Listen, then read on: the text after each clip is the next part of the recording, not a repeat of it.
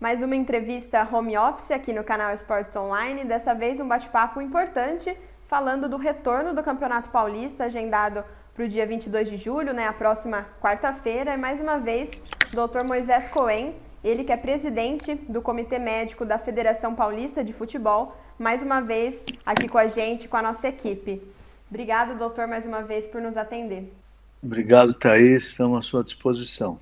Bom, primeira pergunta, não tem como, né? Como que está a expectativa do doutor, que trabalhou diretamente, com essa questão toda do protocolo de retorno? Como que você está se sentindo nesse momento? Bom, Thaís, eu acho que o trabalho não foi só meu, foi um trabalho grande de equipe, onde nós, durante esses últimos 2 meses, praticamente, focamos nesse momento da volta, para que quando chegasse o momento, nós tivéssemos tudo já muito bem preparado e tudo muito bem discutido. E os protocolos estão prontos.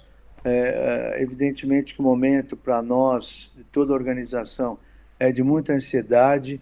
Eu costumo brincar dizendo que a sensação é do jogador que está para bater o pênalti na final do campeonato nos últimos 45 minutos do segundo tempo.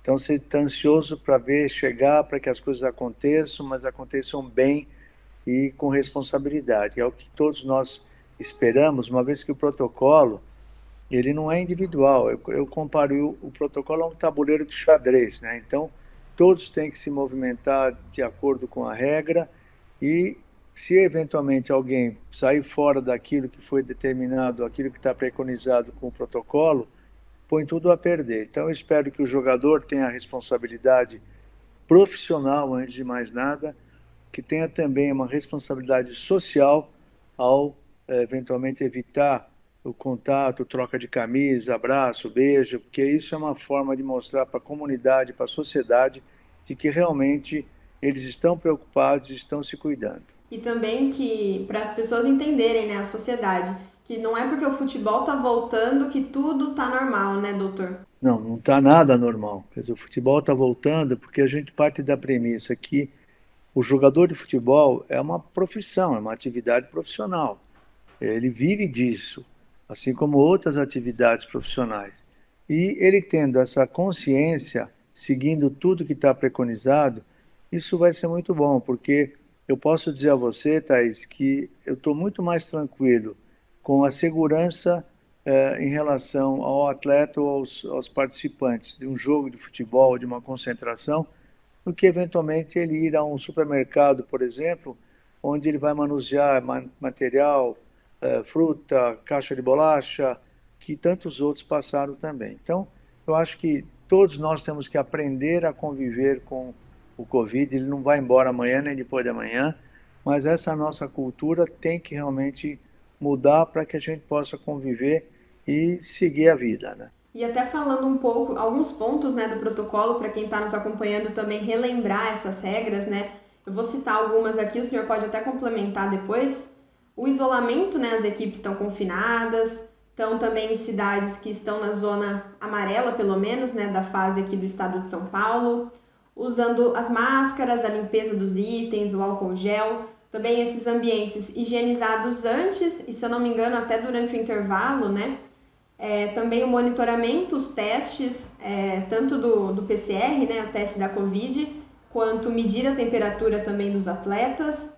O que você comentou de não trocar as camisas, comemoração dos gols, tentar conter um pouco, a emoção. O estádio será dividido em zonas, em áreas para cada tipo de profissional, digamos assim, e limite também desses profissionais trabalhando.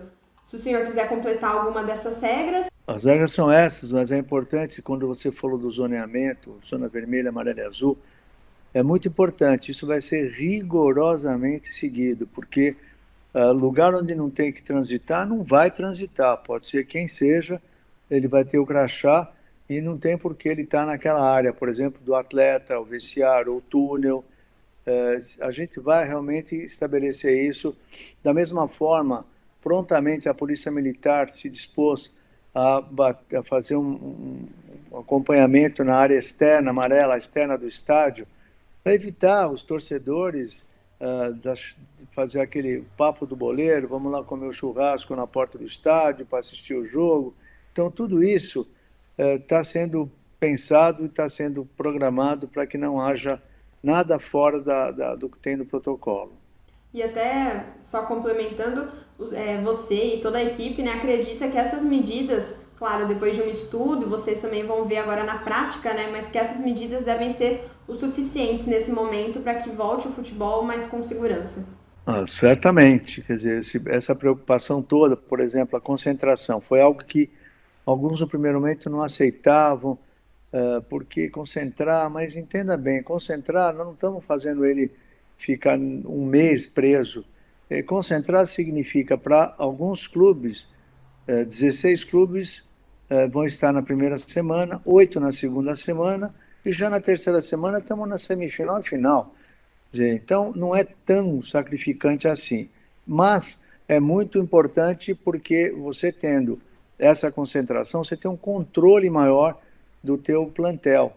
E eu tenho a certeza que esses atletas, pode ter algum PCR, pode aparecer alguma positivação de teto, até pode, mas eu tenho quase que posso garantir a você que eles não pegam isso dentro da concentração, não pegam isso no convívio com os atletas, com todos esses cuidados. Eles pegam quando eles saem, quando eles vão para casa, ou têm contato com alguém de casa que saiu, ou eventualmente não tem responsabilidade e vão ser contaminados por outras pessoas.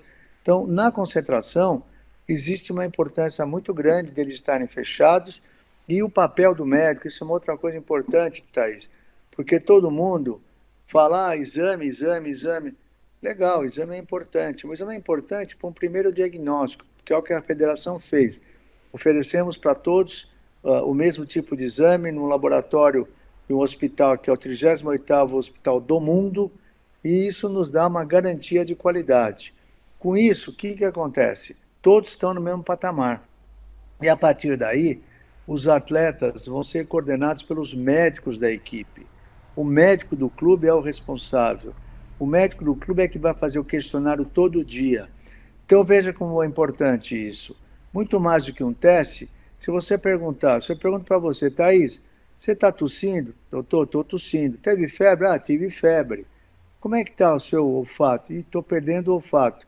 Imediatamente, eu não preciso de teste. Thaís, sai daqui agora, isolamento, vai fazer o exame e aí vamos cuidar do seu problema, porque a chance de você estar com Covid é muito grande. Então, o teste, nesse momento, eu digo, é uma fotografia daquele instante quando o teste foi feito. Depois disso, você está submetido e sujeito a eventuais contaminações, por isso que a gente se cuida. Então, é importante valorizar aí a presença e a figura do médico. Não é corporativismo do meu lado, não, mas é porque realmente é importante. É o médico que vai ser a primeira pessoa a detectar, a perceber o atleta que ele tão bem conhece, se ele tem algum sintoma daquelas 12 questões do questionário que possa estar fazendo ele pensar que o atleta esteja com problema. Então, acho que todo esse conjunto, nós tivemos até uma reunião grande ontem com todos os médicos da Série A1, para poder alinharmos tudo isso que eu estou falando para você. Eu acho que, se Deus quiser, tudo vai correr muito bem. É o acompanhamento, né, doutor? Não adianta fazer o teste, depois vai demorar ainda algumas semanas para realizar os outros e às vezes o sintoma aparece nesse meio tempo e aí pode ser que as coisas não dessem certo, né? O senhor comentou dessa reunião de ontem. Como que foi essa conversa? Como que você viu também os presidentes dos clubes, né, para esse retorno? Não, na verdade, foi reunião com os médicos ontem, mas eu participei da reunião dos presidentes em todos os momentos e uma coisa que é muito importante que fique muito claro. Nós não fomos pressionados em nenhum momento, nem por presidente de clube, nem pela diretoria ou presidência da Federação Paulista, sempre nos foi dado carta branca. A saúde do atleta e daqueles que estão na organização é que deve ser privilegiada. Então, seguimos sempre a prerrogativa do Ministério, da Secretaria Estadual de Saúde, dos municípios, e, portanto, nós não fugimos à regra. Chegou o dia, e quando chegou o dia, quando nós fomos autorizados a treinar, foi feito um protocolo, autorizados agora a reiniciar o campeonato, tem outro protocolo. Quero lembrar você que enquanto nós estamos discutindo o árbitro, os times, os clubes, os árbitros estão todos concentrados já faz mais de uma semana em Lindóia, colocamos lá via Federação Paulista uma médica do esporte que fica 24 horas no hotel, vai ficar 3 semanas com esses árbitros todos. Então, veja, cuidado a gente tomou muito. Eu realmente desafio a ver qualquer outra federação que possa ter tido toda essa cautela, todo esse cuidado, todo esse suporte, para falar a verdade, que nós tivemos. Às vezes as pessoas querem fazer, mas não têm o suporte devido. Nós tivemos, sim, todo o suporte e tivemos mais do que o suporte, tivemos o apoio e carta branca de fazer aquilo que nós julgamos que seja o ideal para o atleta e para aqueles que vão estar nos Jogos. E doutor, lá em Santa Catarina, né, eles fizeram também o protocolo, acabou acontecendo de diversos pessoas da comissão e atletas que tiveram a Covid-19 e aí o campeonato está paralisado. Há o risco de acontecer aqui também no Campeonato Paulista? Eu acho muito difícil, por causa de alguns parâmetros que a gente tem. Um deles é esse de você estar concentrado, ele não vai para casa, não vai e volta para casa, porque é isso, esse ir e vir, que está sujeito a ter maior chance de contaminação. Segundo, eu não sei que tipo de teste foi feito. Terceiro, eu não sei se os atletas, e aí não é querer duvidar, mas é uma coisa importante que precisa ser falada, quão responsável cada um dos atletas foi nesse momento entre a testagem e a concentração ou ao jogo. Então, são muitas variáveis, Thaís, que aqui a gente não está querendo fazer uma caça às bruxas, não, mas nos intimida. A gente fica com medo também, porque nem tudo está na nossa mão. Está na nossa mão a regra, o protocolo, a orientação, mas a ação, ela não depende só da gente. Nós não somos polícia, não vamos conseguir observar. Hoje eu estava dizendo até a um repórter, falei, com certeza eu vou estar assistindo o jogo amanhã. Ele perguntou se eu ia no jogo. Eu falei, não vou. Eu vou assistir, mas eu vou estar assistindo o jogo, tenha certeza, muito mais olhando o entorno do que propriamente dentro do campo. Por quê? Porque se eu vejo alguma coisa errada, alguém sem máscara, ou alguém que não está obedecendo a distância, eu não vou ter dúvida, eu vou pegar o telefone e vou ligar para o médico, doutor, fulano, dá uma olhada aí, ajuda a gente, porque isso é ruim para todo mundo. Então, acho que esse tipo é o cuidado, essa precaução.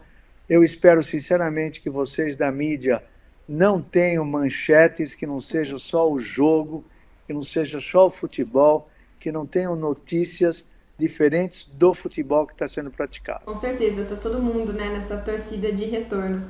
E comentando, doutor, ainda de protocolo, desse cuidado dos atletas, já no Rio de Janeiro, se eu não me engano, nesse retorno, só um atleta do Flamengo que acabou sendo contaminado, né? Acredito que ele já se recuperou.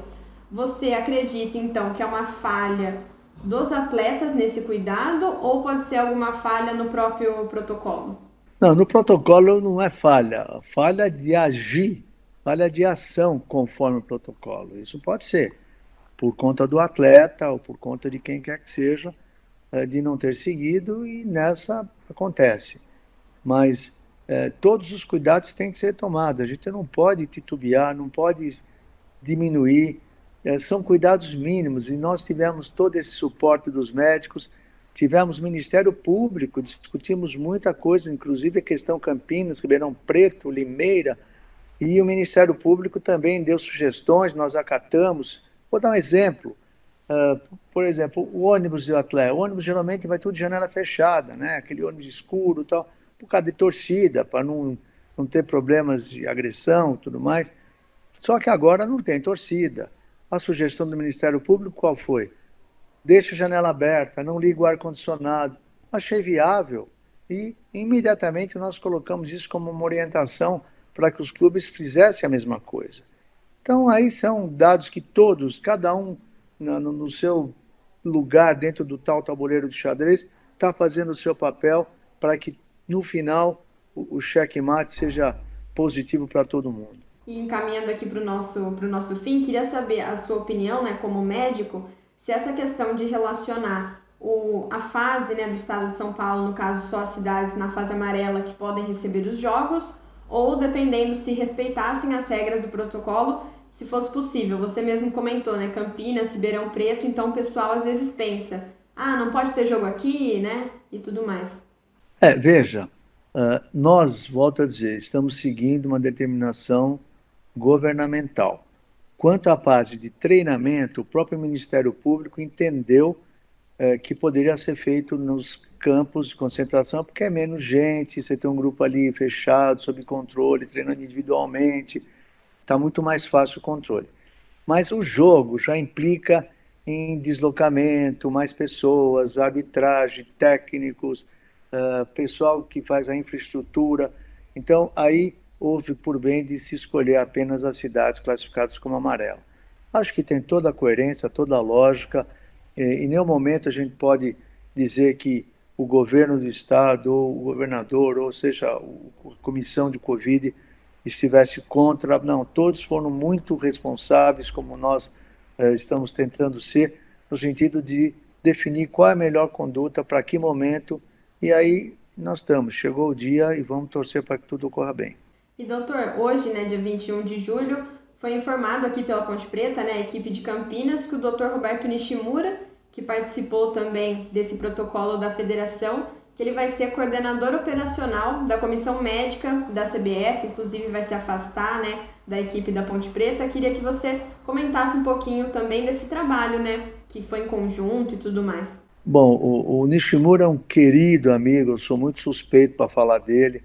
Ele é um profissional de primeira grandeza e é um convite merecido feito pela CBF. Nós que já estamos na CBF, no Conselho Nacional de Médicos do Futebol, então contar conosco, contar junto com o teu Roberto junto conosco, Nishimura, é um prazer muito grande e uma competência muito grande. E ele, como um profissional à altura, de uma lisura absoluta, ele se afastou das atividades da Ponte Preta, comunicou ontem à noite nessa reunião que nós estávamos juntos, e hoje ele vai se dedicar full time até esse embalo de início do Campeonato Brasileiro, que é um outro capítulo. Nós estamos falando do Campeonato Paulista, que daqui 3 semanas acabou. O Campeonato Brasileiro vai começar, e no Brasil continente. Então, eu sei que o Nishimura tem toda a competência, está com uma estrutura de equipe muito boa da CBF, coordenada pelo Dr. Pagura, e todos nós vamos estar juntos para ajudar a fazer o futebol do Brasil ser um futebol grande, como sempre foi, e sem problemas, e seguramente torcendo sem Covid. E dentro só do que o senhor está ciente, né? Se eu não me engano, o protocolo da CBF para a Série B será divulgado essa semana, né, na quinta-feira, dia 23, e tem uma troca de ideias, né, entre a federação e a CBF. Como que está essa questão, doutor? Sem problema, estamos absolutamente alinhados com a CBF, totalmente alinhados. Ontem ontem tive reunião com o Dr. Pagura, à noite participei da reunião da CBF, depois da reunião da Federação Paulista.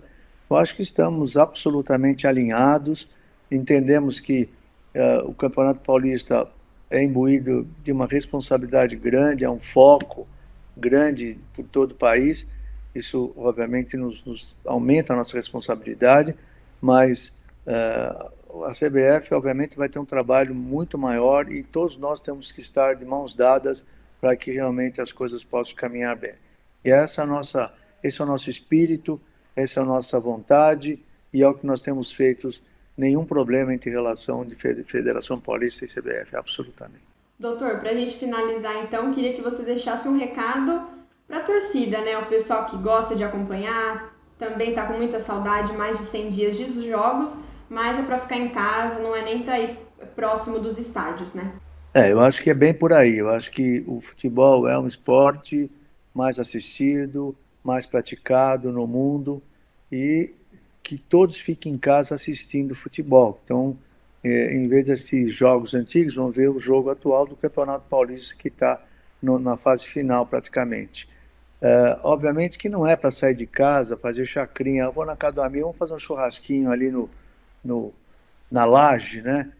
Não é para fazer isso, gente. A despeito de usar máscara, usar álcool gel, mas fique em casa, faça um churrasquinho na sua casa, com a sua família, com quem você convive, e curtindo o jogo do seu time, e para os campineiros em particular, torcendo para que a Ponte vá bem, que o Guarani também vá bem, enfim. Esse é o nosso desejo, mas nosso desejo maior que isso. Nosso desejo é que o futebol vá bem, que todos os clubes possam, ganhando ou perdendo, ter uma participação eficaz, ter uma participação de honra, sem problemas, sem doenças, sem Covid, e é o que a gente deseja para todos e para a população em geral também. Exatamente, doutora, a gente também está nessa torcida. Obrigada mais uma vez aqui conversando com a gente, um bom retorno para todo mundo. Muito obrigado e amanhã, se Deus quiser, todos aí de mãos dadas e que, volto a dizer, que vocês tenham só manchete de futebol, que não tenham problemas, porque isso será um ótimo sinal para a gente. Muito obrigado aí a todos.